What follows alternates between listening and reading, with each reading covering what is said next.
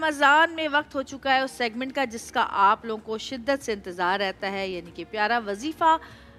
مولانا آزاد جمیل صاحب ہمارے ساتھ یہاں پر موجود ہیں۔ السلام علیکم، کیسے ہیں آپ؟ وعلیکم السلام، آپ ٹھیک ہیں؟ میں بالکل ٹھیک ہوں، آپ کیسے ہیں؟ اللہ کا شکر ہے۔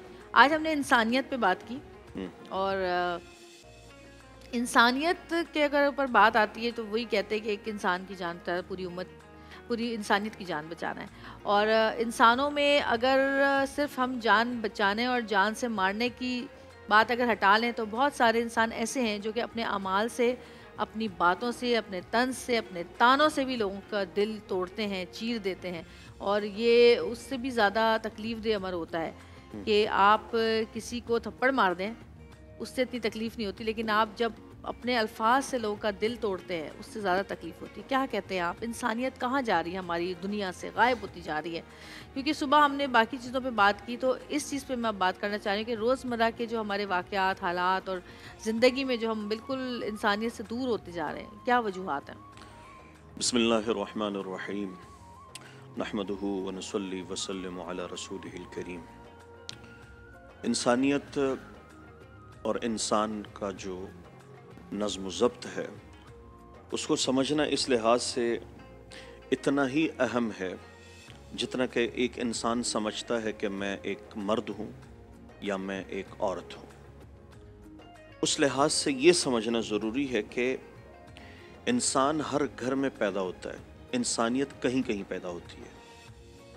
ہر گھر میں انسان پیدا ہو جاتا ہے لیکن انسانیت کہیں کہیں پیدا ہوتی ہے۔ صحیح بات، بہت اچھی بات۔ بنیادی بات یہ ہے کہ انسانیت سیکھنی پڑتی ہے۔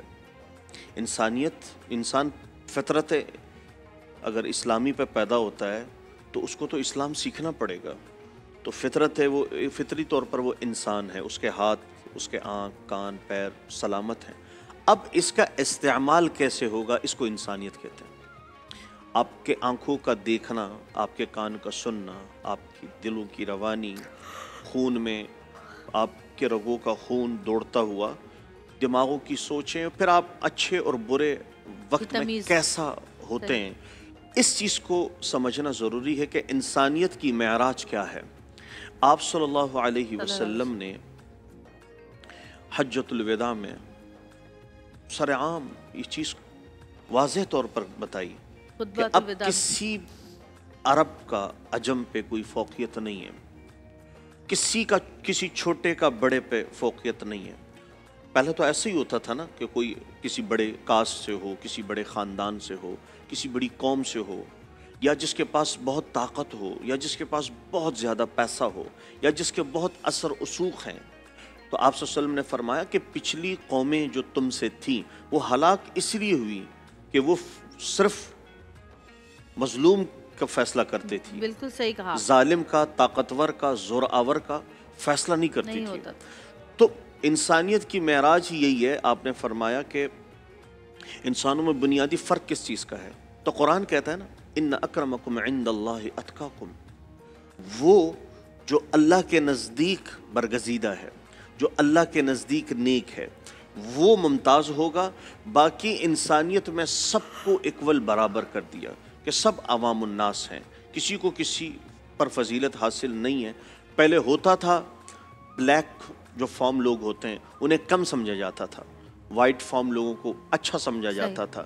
اسی طرح چھوٹے قد والوں کو کم سمجھا جاتا ہے، بڑے قد والوں کو اچھا سمجھا جاتا ہے۔ آپ میرے اوپر ڈائریکٹ آ رہے ہیں؟ نہیں، میں چھوٹے قد والا، آپ چھوٹی قد کی تو نہیں۔ میرا چھوٹا قد ہے تو پھر آپ کو مبارک ہو۔ آپ کو نہیں لگتا؟ نہیں، مجھے نہیں لگا، کبھی فیل نہیں ہوا۔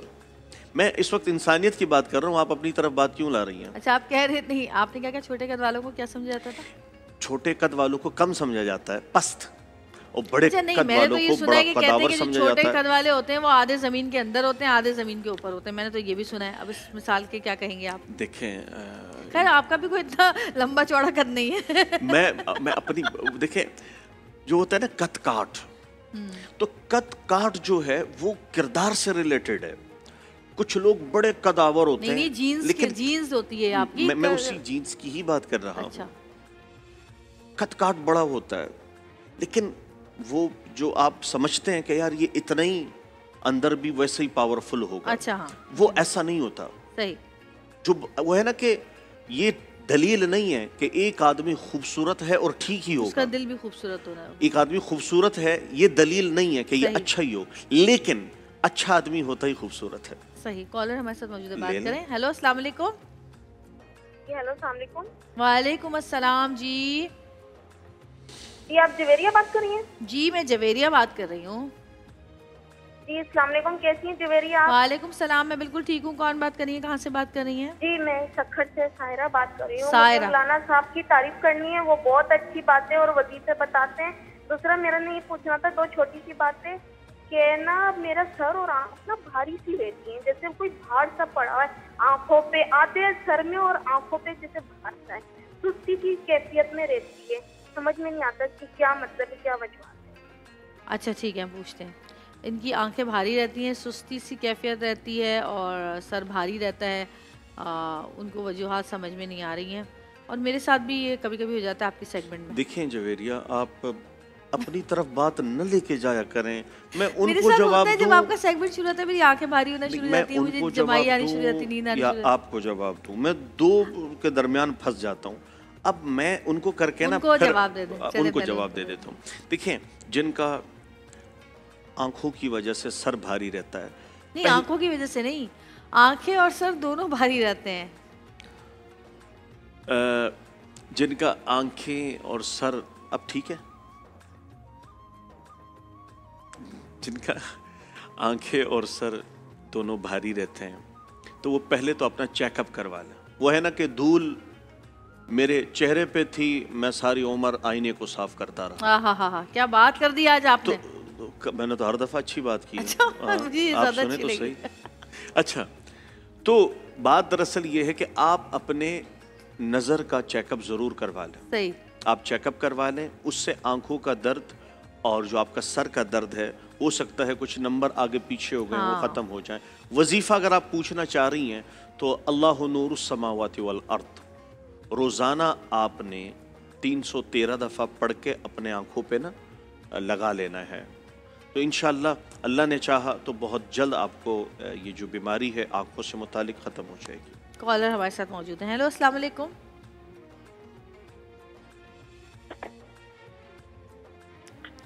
ہیلو ہیلو السلام علیکم. وعلیکم السلام. جی کون بات کر رہی ہیں؟ میں علیشہ بات کر رہی ہوں لاہور سے. جی علیشہ, مجھے مولانا زاد جمیل سے سوال تھا میرا ان سے. جی پوچھیے.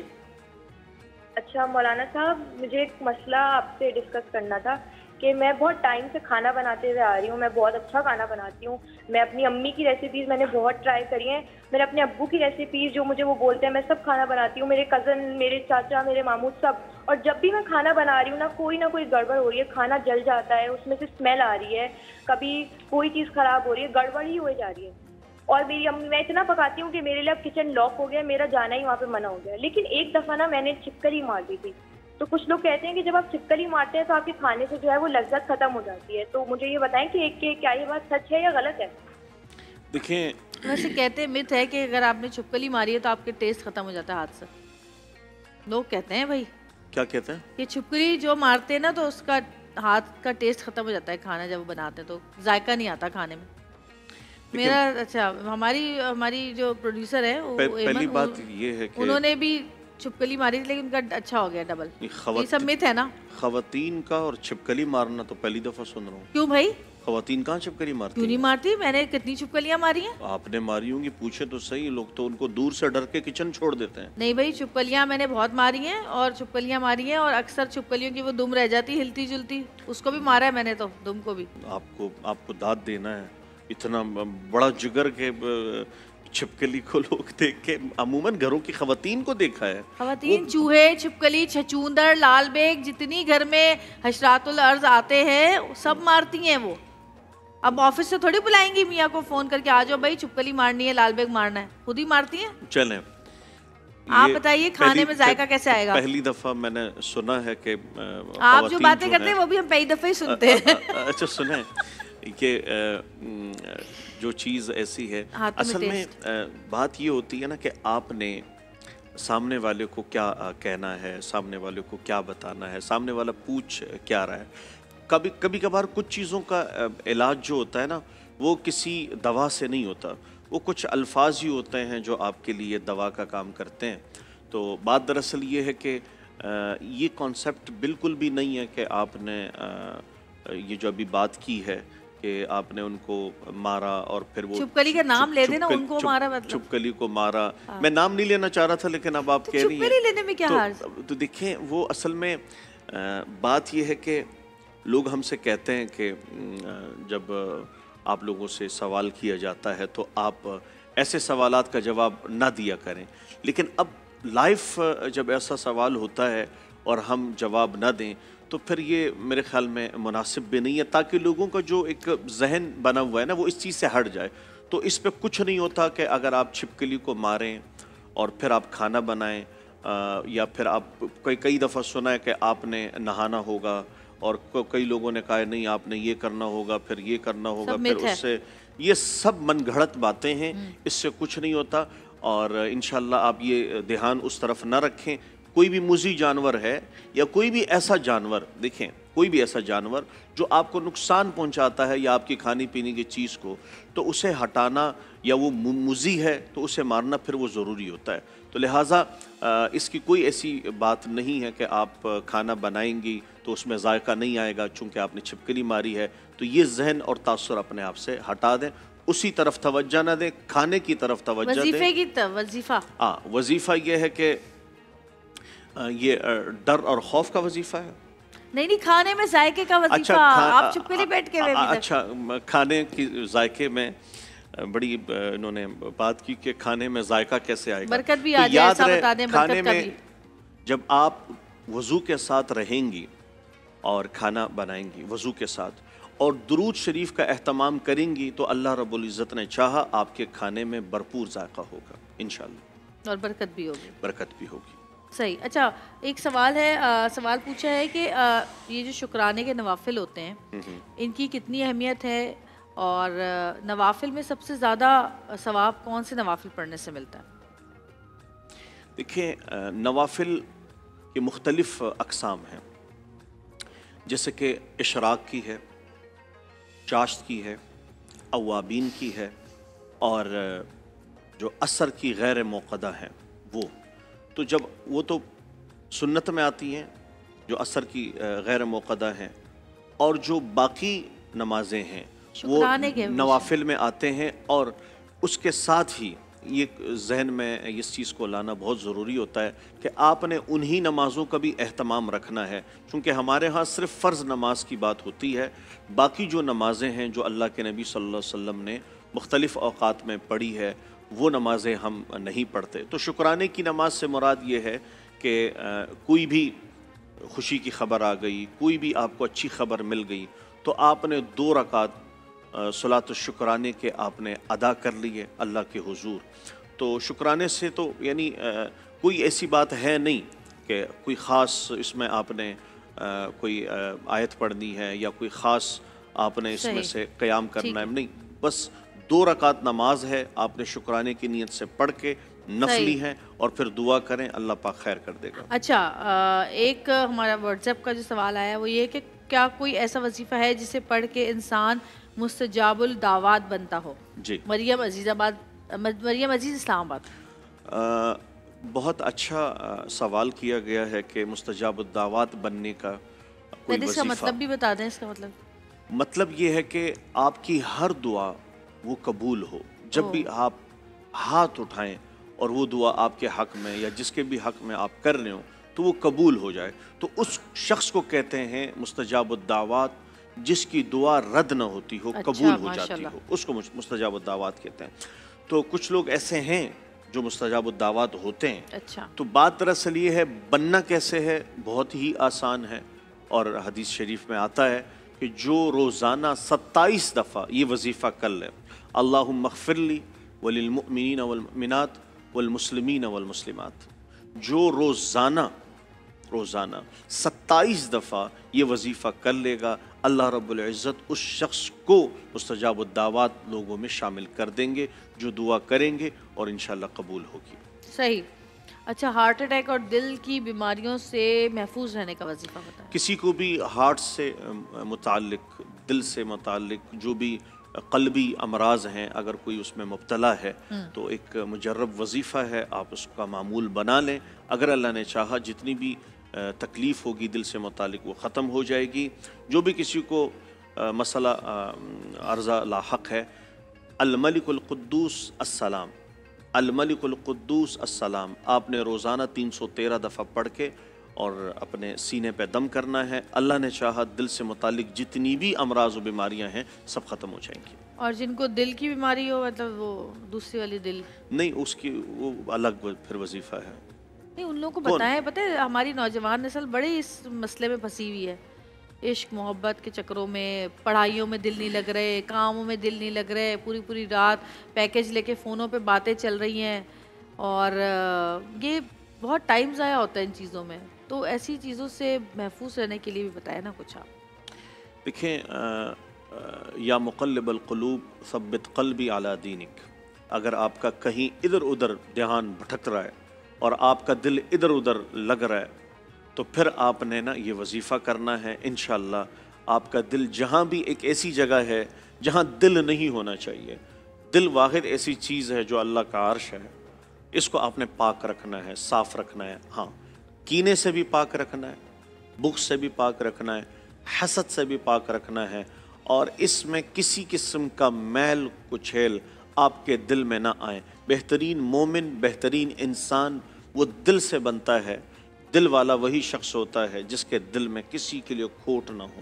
تو لہٰذا اگر اپنی عبادات قبول کروانی ہے دل کو صاف رکھیں، اپنے آپ کو معطر رکھنا ہے، شاداب رکھنا ہے، دل کو صاف رکھیں. دل ہی ہے جو انسان کو انسانیت سے جوڑتا ہے، اور اسی پہ زیادہ محنت ہوتی ہے. کیونکہ جب آپ 100 دفعہ کوئی لفظ کہتے ہیں تو جب آپ اس کو 101 دفعہ کہتے ہیں تب بات دل میں آتی ہے. تو لہٰذا اس پہ محنت کی ضرورت ہے، اور دلوں کو صاف رکھنے کا وقت بھی چونکہ رمضان کی خاص گھڑیوں میں موجود ہے، اور اس سے بہتر موقع شاید پھر ہمیں نہ ملے. کالر ہمارے ساتھ موجود ہیں، بات کرتے ہیں. ہیلو، السلام علیکم. جی ہیلو. ہیلو، السلام علیکم. وعلیکم السلام. جی، جویریہ بھی بات کر رہی ہیں؟ میں بات کر رہی ہوں. کون بات کر رہی ہیں آپ؟ وعلیکم السلام. آپ ٹی وی تو بند کریں، پھر آپ مجھ سے بات کریں اور بتائیں. اچھا اچھا، آواز بند کر دیں ٹی وی کی. وعلیکم السلام. ٹی وی بند نہیں کریں، آواز بند کر دیں. ہاں جی، قریب سے نکل آئے وہاں سے. کیا نام ہے آپ کا؟ میرا نام شزا ہے. جی شزا، بولیے. میرا نام شزا ہے. میں سوال پوچھنا چاہتی ہوں. پوچھیے. سوال یہ ہے کہ ہمیں تہجد میں 4 رکعتیں پڑھنا چاہیے، 6 رکعتیں پڑھنا چاہیے؟ تہجد کی نماز میں 4 رکعتیں پڑھیں یا 6؟ بھلے تہجد میں آپ 2 پڑھیں، 4 پڑھیں، 6 پڑھیں، 8 پڑھیں، اور جتنی چاہیں آپ پڑھ سکتے ہیں. اچھا. اور لیکن جو آپ صلی اللہ علیہ وسلم کی زندگی سے ہمیں تہجد کے متعلق نماز ملتی ہے، آپ 3 وتر جو تھے وہ آخر میں پڑھتے تھے، اور اس کے ساتھ جیسے کہ ہوتے ہیں نا 11 رکعتیں ہو جاتی تھیں، تو پھر آپ 3 وتر پڑھتے تھے، اور اس کے ساتھ ہی آپ 8 رکعت نماز وہ نفل ادا کرتے تھے جسے تہجد کہتے ہیں. تو آپ اگر سنت کو زندہ کر رہی ہیں اور یہ جذبات ہیں تو آپ 8 بھی پڑھ سکتی ہیں، آپ کم بھی پڑھ سکتی ہیں، اور آپ زیادہ بھی پڑھ سکتی ہیں. اچھا، مجھے بتائیں کہ دوسروں کی نقل کرنے والے لوگ جو ہوتے ہیں ان کے لیے کیا حکم ہے؟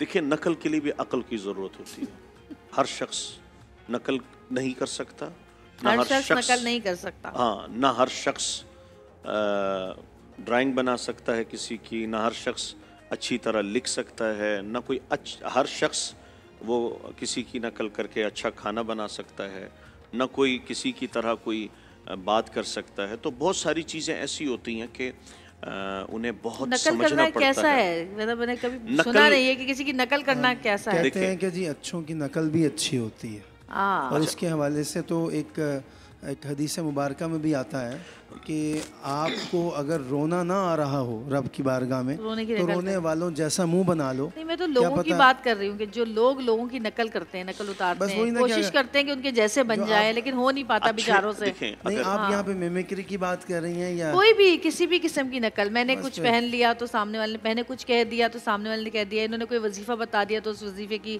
اپنا بھی خود ہی وہی بتانے لگ گئی ہے. ایسے بات دیکھیں اچھا کنٹینٹ جو ہے اسے کاپی ضرور کرنا چاہیے. ہاں.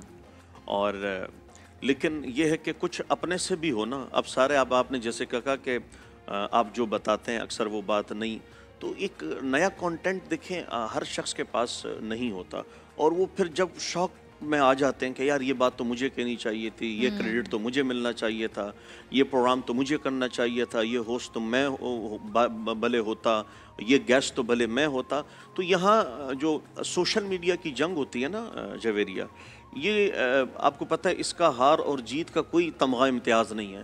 تو لہٰذا میں یہ کہتا ہوں کہ اس میں آ کے نا وقت ضائع کرنا, فضولیات میں آ کے اور ان چیزوں پہ لگنا, ہم آئیڈیل انہی کو رکھیں کہ جن کو اللہ تبارک و تعالیٰ نے خصوصیات سے نوازا ہو.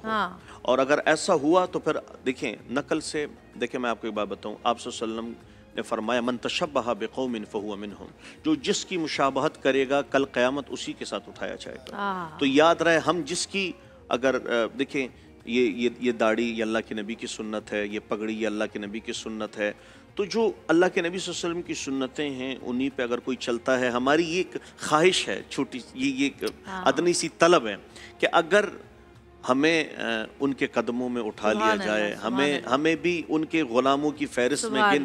وہ میں آپ کو ایک بات بتاؤں, حضرت یوسف علیہ السلام جب مصر کے بازار میں فروخت ہونے کے لیے آئے تو ایک بڑھیا بھی تھی, وہ بھی لائن میں لگ گئی. تو بڑے بڑے بادشاہ بھی لائن میں تھے کہ بھئی ہم نے یہ شاید یہ چیز یہ سودا ہم لے لیں. تو بڑی بھی سے کسی نے کہا کہ آپ کے 3-4 برتنوں پہ آپ کیسے خرید سکیں گے؟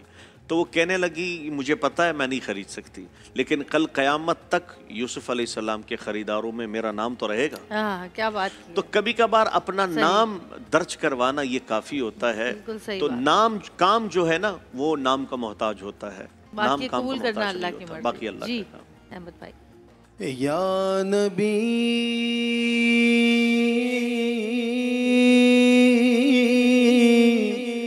یا نبی